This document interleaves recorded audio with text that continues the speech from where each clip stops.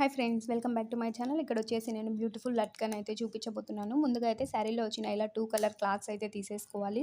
ఒకటైతే 4 ఇంచెస్ ఉండేలాగా, ఇంకొకటి వచ్చేసి 2 ఇంచెస్ ఉండేలాగా తీసేసుకోవాలి. ఇప్పుడు 2 ఇంచెస్ ఉండే క్లాత్ని ఇలా క్రాస్గా 2 సార్లు మడత పెట్టేసి ఇంకొక క్లాత్ మీద మిడిల్లో పెట్టేసుకొని ఒక స్టిచ్ అయితే వేసేసుకోవాలి. చూడండి, వీడియోలో చూపిస్తున్న విధంగా క్రాస్గా ఫోల్డ్ చేసుకొని మిడిల్లో పెట్టేసుకొని ఆ పీస్ ఒక స్టిచ్ అయితే వేసేసుకోవాలి. ఇలా ఒక స్టిచ్ వేసుకున్న తర్వాత పైన పీస్ ఉంటుంది కదా, దాన్ని ఇలా క్రాస్గా ఫోల్డ్ చేసేసి పై వైపున ఇంకొక స్టిచ్ అయితే వేసేసుకోవాలి.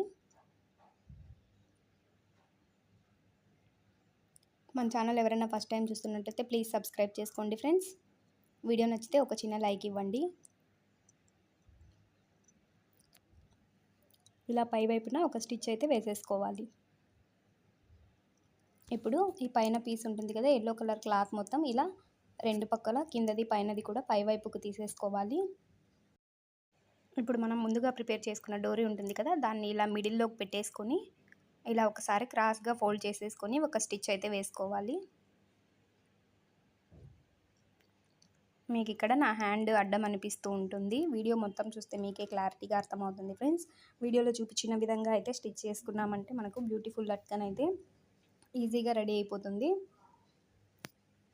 ఇలా క్రాస్గా ఒక స్టిచ్ అయితే వేసేసుకున్న తర్వాత మనకు ఎక్స్ట్రా ఏమన్నా ఉంటుంది కదా, అది మొత్తం కూడా కట్ చేసేసుకోవాలి. చూడండి, ఇలా క్రాస్గా స్టిచ్ వేసుకున్న తర్వాత ఇలా ఎక్స్ట్రాని కట్ చేసేసుకోవాలి.